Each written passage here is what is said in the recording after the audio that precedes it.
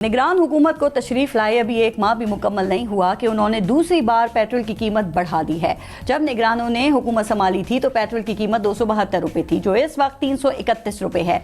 यानी ये निगरान सरकार अपनी बेहतरीन मैनेजमेंट और अवामी रिलीफ के नारों के झुरमट में पेट्रोल 58 रुपए महंगा कर चुकी है अब तक। मुंतखब हुकूमतें तो अवाम के वोट से मुंतखब होकर भी खुद को अवाम के सामने जवाबदेह नहीं समझती थी, लेकिन गैर मुंतखब निगरानों ने ये बात सच करके दिखाई है कि ना उन्हें अवाम की किसी तकलीफ का कोई एहसास है और ना ही वो किसी के आगे जवाबदेह हैं।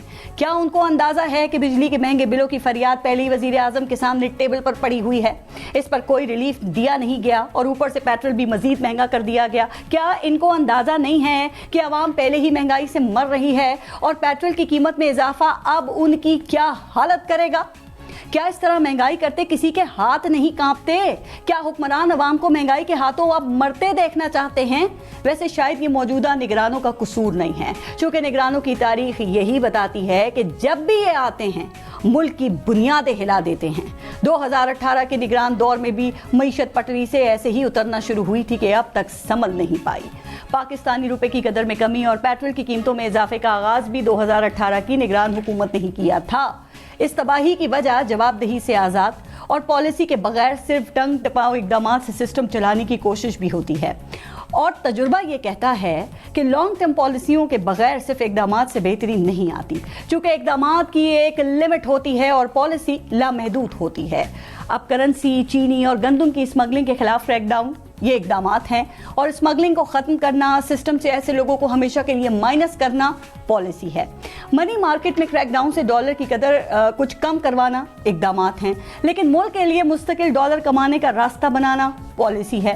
गर्दिशी कर्जा कम करने के लिए बिजली चोरों के खिलाफ छापे और पकड़ धकड़ इकदाम हैं, लेकिन गर्दिशी कर्जा जो है वो कम करने समेत सार्फिन के लिए बिजली को सस्ता करना सिस्टम में पॉलिसी इस्लाहात है। बजट में 7,000 अरब का खसारा कम करने के लिए सादगी और हुकूमती अखराजात कम करना इकदाम हैं, लेकिन इस खसारे से जान छुड़ाने के लिए इकदाम के साथ साथ आमदन बढ़ाने का फॉर्मूला पॉलिसी है। निगरान हुकूमत और आर्मी चीफ के हुक्म पर क्रैकडाउन हो रहा है। वो माफियाज के पीछे जा रहे हैं और माफियाज इस मुल्क में हर जगह और हर सतह पे मौजूद हैं। स्मगलिंग के जरिए अच्छी खासी मौजूदा चीजों का बहरान खड़ा करने वाला माफिया, डॉलर को जखीरा करके रुपए को तबाह करने वाला माफिया, सीमेंट की बोरियों में चीनी डालकर हमसाया मुल्क स्मगल करने वाला माफिया, चंद टकों के लिए मुल्क से गंदम और आटा गायब करने वाला माफिया।